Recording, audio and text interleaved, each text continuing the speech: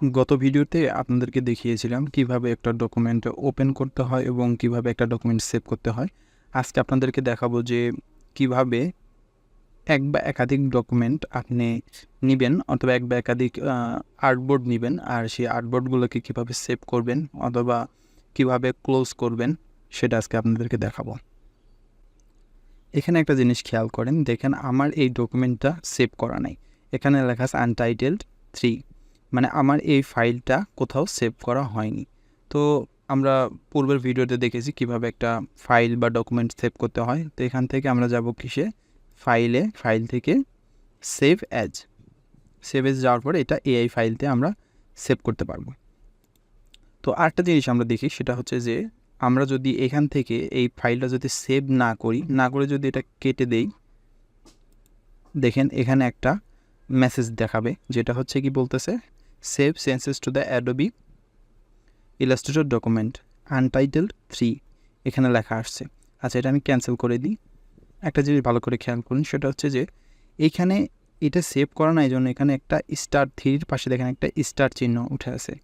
তো এই স্টার চিহ্নর মানে হচ্ছে এই ডকুমেন্টটা সেভ করা নাই। তো চলুন আমরা ডকুমেন্টটা কোথাও এক জায়গায় সেভ করি।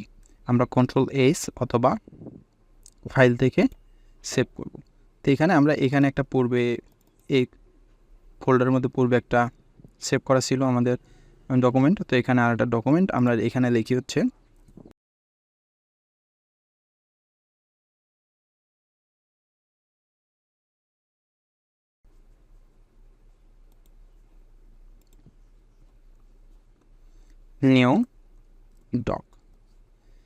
নিউ ডক নামের একটা ফাইল সেভ করলাম।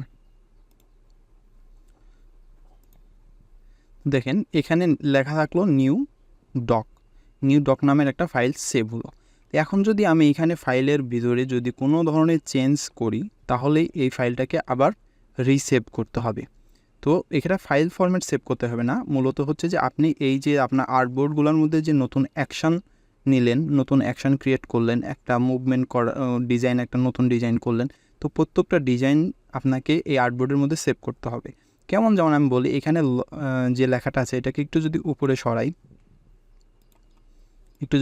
সরাই, দেখেন এখানে একটা স্টার চিহ্ন চলে আসছে, এর পাশে একটা স্টার চিহ্ন চলে আসছে, তার মানে এটা হচ্ছে সেভ হয়নি। তো এখন যদি আমি এই ফাইলটা যদি এখন এখান থেকে কেটে দিতে যাই, তাহলে কিন্তু আমাকে এই মেসেজটা দেখাবে যে আমার ডকুমেন্টটা সেভ করতে হবে। আর এখানে যে ডকুমেন্টটা আমি কেটে দিতে যাচ্ছি সেই ডকুমেন্টের নাম দেখাবে। তো এখানে আমাদের অবশ্যই কেটে দেওয়ার আগে এটা মাথায় রাখতে হবে যে এটা কি করতে হবে, সেভ করে তারপরে কেটে দিতে হবে। নাহলে কিন্তু আমি যে নতুন ডিজাইন যেটা করলাম সেটা কিন্তু ডিজাইন সেভ হবে না। যেমন দেখাই, এটাতে যদি আমি নো দিয়ে দিলে এটা কেটে গেল। তো আমরা দেখেন ওই ফাইলটা আবার ওপেন করি, এই যে নিউ ডক যেটা ফাইল, এটা ওপেন করলাম। দেখেন এখানে আমি উপরে যে লেখাটা নিয়ে গেছিলাম সেই লেখাটা কিন্তু নাই, সেই লেখাটা চলে গেছে।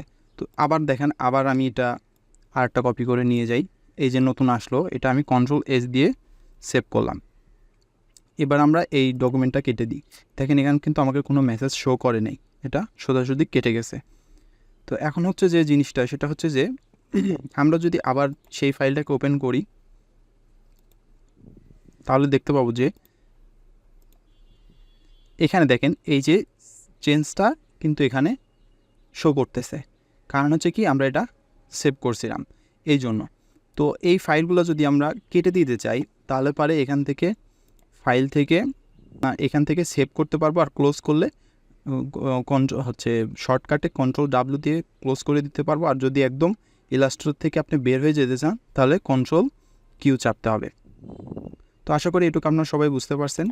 তো এর পরের ভিডিওতে আমি আরও সহজভাবে নতুন একটা জিনিস আপনাদেরকে উপস্থাপন করব।